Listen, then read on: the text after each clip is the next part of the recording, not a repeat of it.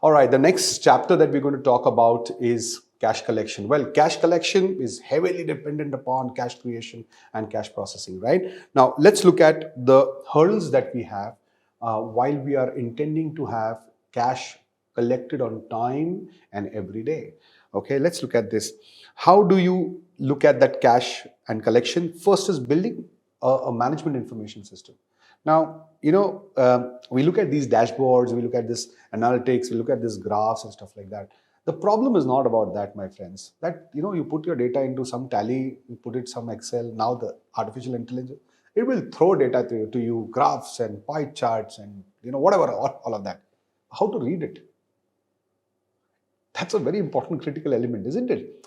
I have seen people who cannot read data, okay, who cannot understand and reading that data. Forget about the employees. I have seen owners do not understand data.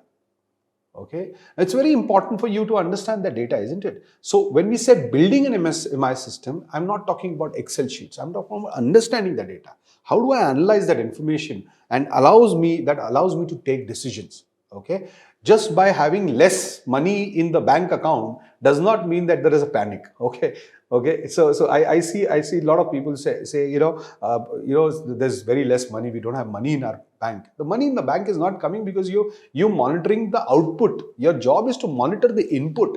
An MI system should be built on monitoring the input. And then we have to learn how to do that, how to understand. And I'm sure if that's not there, that's one of the reasons why cash is not getting collected, because you're not able to identify. Okay, it's like if I know there is a turn after five kilometers, I'm ready, right? If there's a pothole, I'm ready, right? If there's traffic, I'm ready. It's like GPS system that you have on Google, right? So you're ready. MIS is nothing but that system that gives you an idea of what's going to happen in the next future, right? So hence we need to understand first, learn and understand how to do it. If that is you don't have the MIS systems with you and you're not able to read data, okay, if you don't have, that's part of implementation of some system. Okay, it could be anything, it could be ERP, SAP, whatever you want to go, right? Or probably even Google Sheets, it doesn't matter. And the second part is learning how to read that data. Okay, so two parts involved into it. Second part is critical measurement that you need to have, right? I need to have a dashboard, right? If I don't know what's the next 90 days plan that I have in terms of my revenue, how am I going to thrive the entire ship in a direction that I want to? I want to know how much money I'm going to invest in the next 90 days, how much money I'm going to get, or what is the result going to happen. I need to have these matrices in place that allow me to make sure that I am on the business rather in the business. Okay, so that's the second part of it. Third part of it is conscious. Every team member in the company needs to be absolutely conscious about money.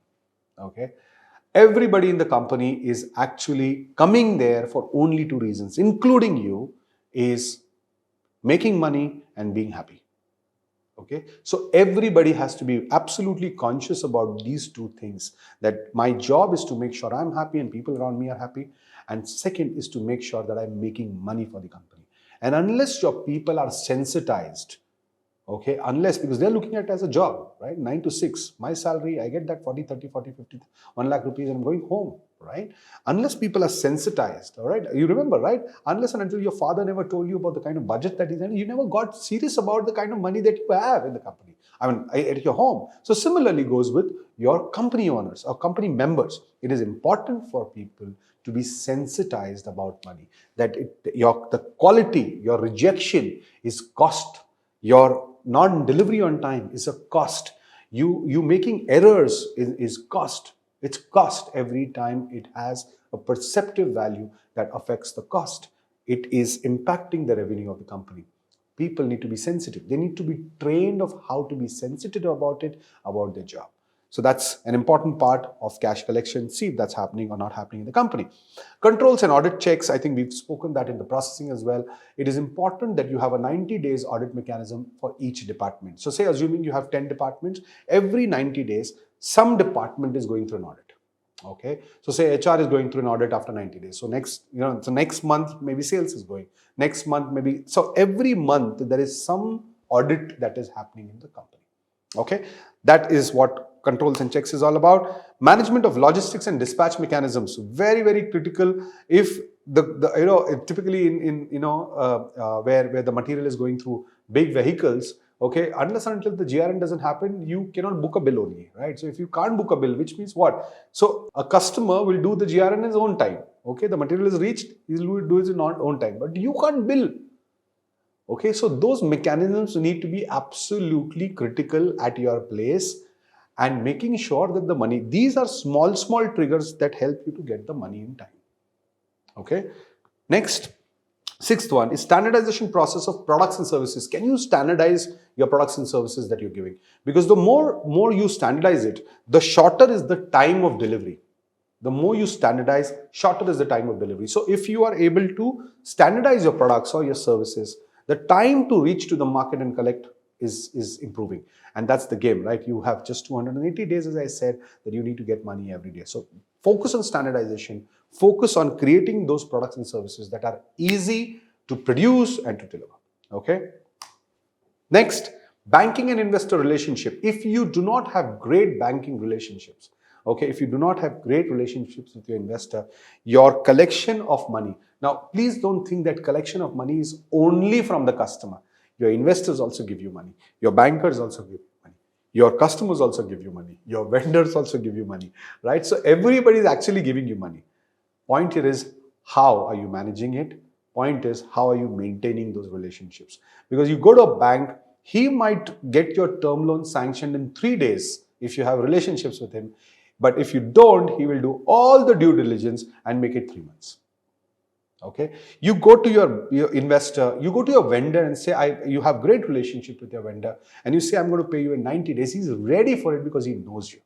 Okay, so as a mechanism, you need to have that bankers, investors, customers, relationship management is absolutely critical to get your collections on time. Point number 8, just imagine companies that have gone bankrupt. Okay, one of the oldest companies that was bigger than L&T also was Richardson and Kudas. Today, nowhere been seen. But just imagine, maybe in late 60s when this company was there and when this company was going down, the suppliers were all in stress. Why were the suppliers all in stress? For a simple reason, because the suppliers were dependent on a big giant, and the big giant is going down, and they are going down. Similarly, there's companies like Lehman Brothers, companies like Citibank, companies like Kingfisher, companies like Jet Airways, all right, companies like Ambani's, Anil Ambani's company, right? So these companies hit some rock bottom, okay? But people who were supplying them, they also got drowned. One of the critical reasons is they did not have a credit control, or they were very poor in credit control system of the company. They were heavily dependent on certain customers and did not have a credit control system. The whole purpose, we all know Yes Bank went into some nuisance a couple of years back, but they were immediately able to bounce back. A couple of years back, I still remember around 2006, 2007, ICICI went, and its share price took a nose dip, and it came down to 14, 15 bucks or something like that. But it did not still vanish from the market, because banks have a fantastic credit control system, right? The assets were good, the banks went up, and the share market was going good, right? So please realize, how are they able to do that? They are able to do it because they have a good credit control system. Your customers need to be classified based on their buying behaviors, paying behaviors, product behaviors, relationship behaviors, and more importantly, the overall nuances in terms of the product life cycle maturity that you stay in their life.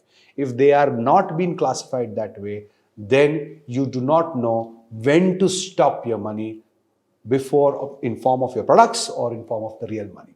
Okay, so credit control and customer classification is absolutely critical as you move forward. Now, when I say credit control system, maybe do we need a CIBIL system for it? Do we need a huge team for it? No, it's a simple mechanics, but it needs to be there. Okay, if it is not there, then your cash might be, this is a risk mitigation plan, by the way. This is how risk has to be mitigated. This is a tool that is used to mitigate risk. I'm repeating it 3 times so that you understand that this is how you avoid that your delays are not happening, right? So that's the point. Let's look at the ninth part of it. It's creating and maintaining business risk register. I was just talking about this. There is a mechanics of risk register. So once every customer vendor needs to go through that risk register, okay, and you should have a score that is coming to you, okay, and this score helps you to actually build up the valued relationship that you want to. Okay. Now, next is last, and this is something which is absolutely non-negotiable, is what I recommend people, is zero tolerance for non-performance and zero tolerance for bad behaviors of in the company. Zero tolerance. If that is there, please ask people to leave immediately. Why? Because they're drowning everybody who's really working hard. Now, this can happen through reviews and rhythms. Okay, reviews and rhythms. So let's look at all the 10 part of it, and they're all coming on your screens right now. But if you look at it, if you ask me what is the most critical element in cash collection, is the last part of it, because lethargy, not working with together, only doing what they want to do, not following processes, not focusing on standardization, not focusing on customer delight, is the whole purpose why the money is not getting collected on time.